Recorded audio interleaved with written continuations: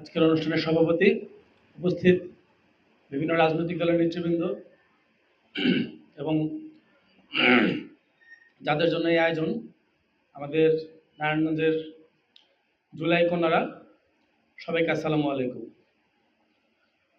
আমরা যখন ক্লাস 9-10-এ পড়তাম, বেগম রোকেয়ার একটা লেখা ছিল, সেখানে তিনি সমাজকে একটা গরুর গাড়ির সাথে তুলনা করেছিলেন। বলেছিলেন যার 2টি চাকা, যদি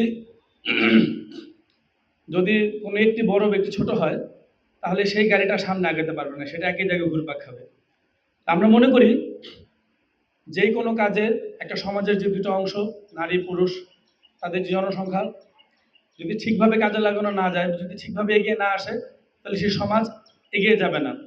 এবং আমরা জুলাই আন্দোলনে আমাদের যে অভূতপূর্ব অংশগ্রহণ দেখেছিলাম নারীদের, এবং যেদিন 16 তারিখে 15 তারিখ রাতে ঢাকায় হল থেকে মেয়েরা নেমে এসেছিল, যেদিন পাড়া মহল্লায় মায়েরা রাস্তায় নেমে এসেছিল, যেদিন আমাদের সহযোগিতা করেছিল, সেই দিনে কিন্তু স্বৈরাচারের পতন নিশ্চিত হয়েছিল। বাকিটা ছিল আনুষ্ঠানিকতা মাত্র। একটু আগে জাভেদ বলে গেল, অন্যান্য বক্তারা বলেছেন। আমি এই বিষয়টাকে দীর্ঘায়িত করতে চাই না, কারণ আমরা সবাই জানি আমাদের অবদান কি। আমাদের প্রত্যেকটা গ্রাফিতিতে, আমাদের প্রত্যেকটা ভিডিওতে, আমাদের প্রত্যেকটা লেখায় এই গল্পগুলো বারবার উঠে আসছে।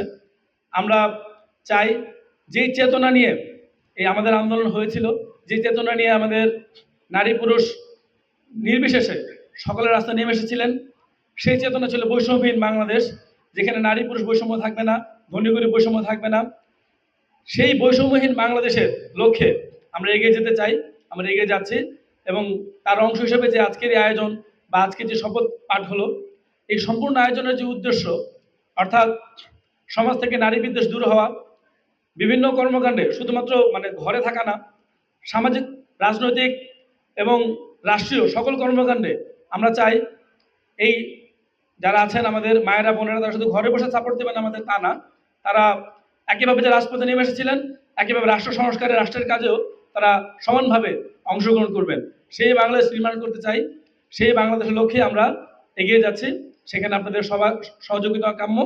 সকলকে ধন্যবাদ জানিয়ে বক্তব্য শেষ করছি। ধন্যবাদ।